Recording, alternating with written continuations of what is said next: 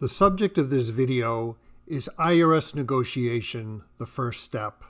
I am Gary Massey, a CPA and the owner of a tax and accounting firm with offices in Atlanta and Chicago. We focus on tax and accounting issues for small businesses and their owners. In this discussion, we're going to talk about IRS negotiation, which is a fundamental part of our tax practice. Typically, we handle IRS negotiation when a taxpayer comes to us with back taxes, penalties, and interest that they cannot afford to pay.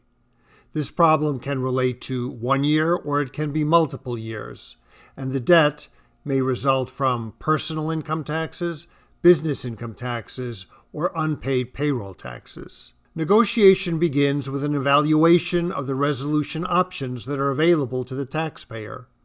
Resolution options include an offer in compromise, an installment agreement, or uncollectible status. Each option has its own advantages and disadvantages, and each option has its own special rules for qualifications. However, it is critical to know that the IRS will not begin the negotiation process if the taxpayer is not complying with the tax rules. Tax compliance is the first step for IRS negotiation. A taxpayer will not qualify for an offer in compromise or an installment agreement unless they are tax compliant. Tax compliance consists of two parts. First of all returns must have been filed. Tax returns under a valid extension are considered to be timely filed. And then number two, current tax period payments are being made. Current tax period payments include sufficient payroll tax withholding for employees, quarterly estimated tax payments for contractors, the self-employed, and business owners, and finally, payroll tax deposits for employers.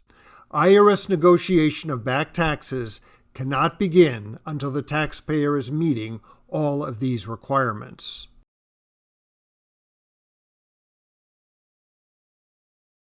So, regarding the requirement that all returns must be filed, the IRS requires the filing of the previous 6 years of returns in order for negotiations to start. In other words, all returns don't have to be filed, but the last 6 years do have to be filed.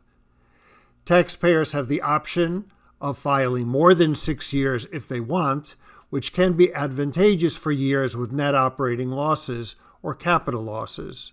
While refunds will not be allowed for the older year, those losses can be carried forward to offset future income.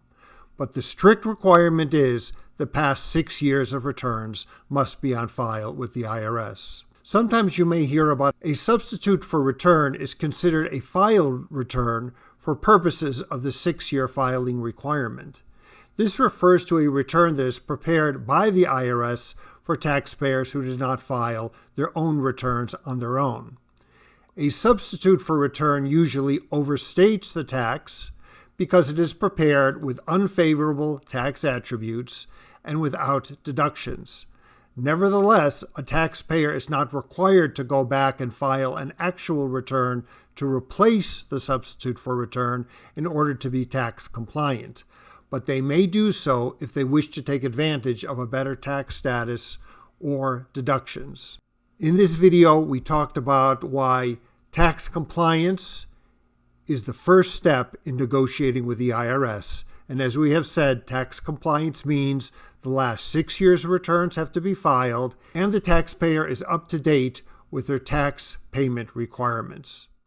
If you or someone else has an issue with taxes that require IRS negotiation, please feel free to reach out to my firm, and we will do our very best to be of assistance to you. You are welcome to send us questions, and we will get back to you as soon as possible. Thank you very much for listening, and we look forward to seeing you again soon.